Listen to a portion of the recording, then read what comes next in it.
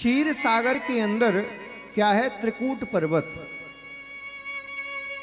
ये त्रिकूट 3 धातुओं से मिलकर बना है, सोना, चांदी और लोहा। भैया ये क्षीर सागर क्या है? जिस क्षीर सागर कुछ और नहीं, जो संसार तुम्हें दिख रहा है ना, ये संसार सागर ही क्षीर सागर है। बहुत ध्यान से सुनना। और इस संसार के अंदर ये जो त्रिकूट पर्वत है वो कौन है?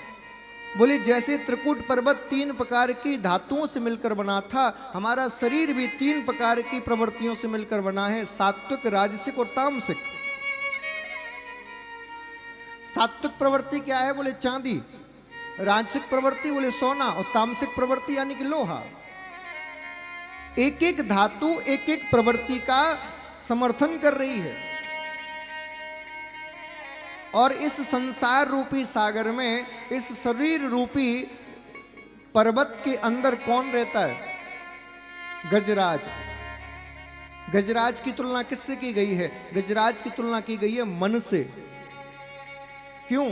बोले भैया जैसे हाथी किसी की नहीं सुनता, अपने मद में मस्त रहता है, उसी प्रकार भैया ये मन भी तो किसी की नहीं सुनता।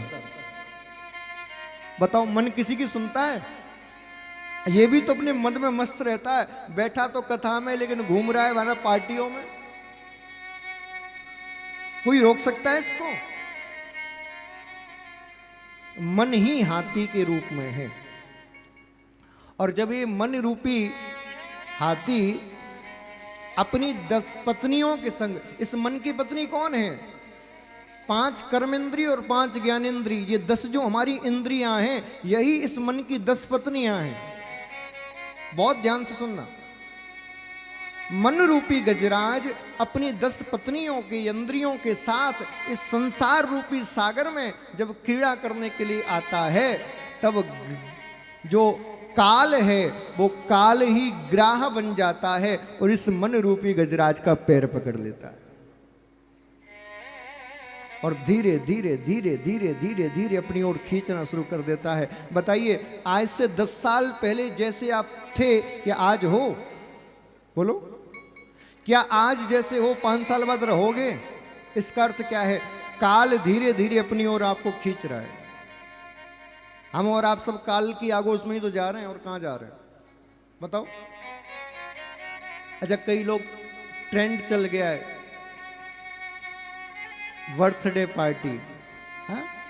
और महाराज गुब्बारे लगाएंगे, खूब बैंड बाजे बजवाएंगे, डीजे बजवाएंगे। हमने कहा खूब बजवाओ, लेकिन एक प्रश्न का जवाब दे दो। बोले क्या? मुझे ये बताओ, तुमने अपनी जिंदगी में ऐसा क्या कर दिया अपने लिए, अपने परिवार के लिए, समाज के लिए, देश के लिए, ऐसा क्या कर दिया जो तुम्हारे होने की किसी को खुशी हो?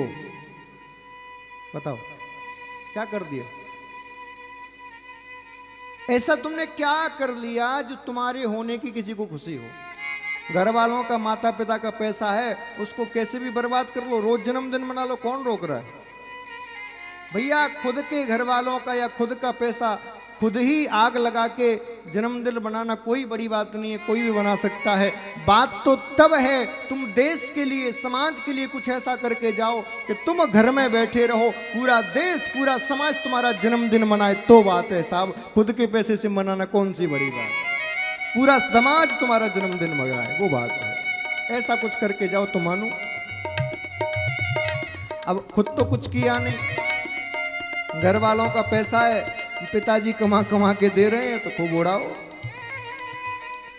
मैं जन्मदिन मनाने का विरोधी नहीं हूं, खूब मनाओ, लेकिन 3 घंटे 4 घंटे पार्टी करने के बाद एक चिंतन जरूर सोचना, एकांत कमरे में बैठ के नेत्रों को बंद करके ये जरूर सोचना कि मैं 30 वर्ष का हो गया, 35 वर्ष का हो गया, मैंने इस 30-35 वर्ष की आयु में क्या प्राप्त किया, ये जरूर सोचना। और जब इस प्रश्न का जवाब मिल जाए कि मैंने क्या प्राप्त किया, उसी समय एक संकल्प लेना कि आने वाली 1 साल के अंदर मुझे क्या प्राप्त और करना है। आपके जीवन का सबसे बड़ा दिन है सबसे बड़ा त्योहार है, उससे बड़ा कोई दिन नहीं है। किसी से लोगों से कोई पूछा जाता है ना कई बार कि सबसे बड़ा सबसे पवित्र दिन कौन सा है, कोई कुछ बताता है, कोई कुछ बताता है। हम कहते हैं हमारे लिए सबसे बड़ा सबसे पवित्र दिन वो है जिस दिन हम पैदा हुए, क्योंकि यदि वो ही नहीं होता तो आज कुछ होता ही नहीं। उस दिन को तुमने यदि अच्छे से नहीं जिया, उस दिन तुमने चिंतन नहीं किया, उस दिन तुमने मनन नहीं किया, तो भैया आगे आने वाली पूरी जिंदगी तुम्हारी बेकार हो जाएगी। इसीलिए जन्मदिन चिंतन का दिन है, आत्म विश्लेषण का दिन है, खुद को पहचानने का दिन है जन्मदिन। लेकिन तुमने केक काटने और मोमबत्ती बुझाने में बर्बाद कर दिया। और वैसे भी भैया हमारी सनातन में तो जन्मदिन पर दीपक जलाए जाते हैं, कि तुम मोमबत्ती बुझाना कहां से सीख गए, मुझे समझ में नहीं आता। बनते तो हिंदू हो लेकिन ईसाई बनकर बैठे हो महाराज।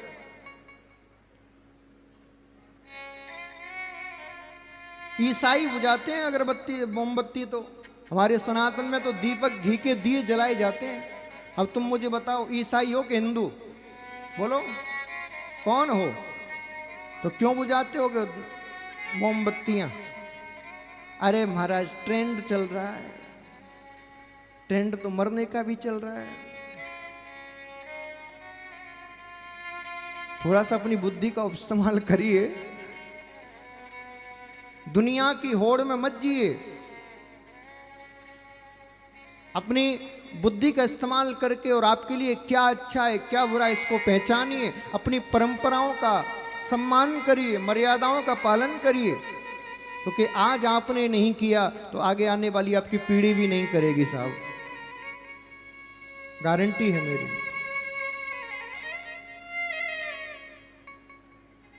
बंधुओं, गजराज का जब अंतिम समय आया तो किसी ने साथ नहीं दिया उसका, सारी पत्नियां छोड़ के चली गईं। बंधुओं देखिए, हमारा भी जब अंतिम समय आता है तो हमारा भी तो कोई इंद्रियां साथ नहीं देती। बताओ कोई देती है बुढ़ापे में साथ?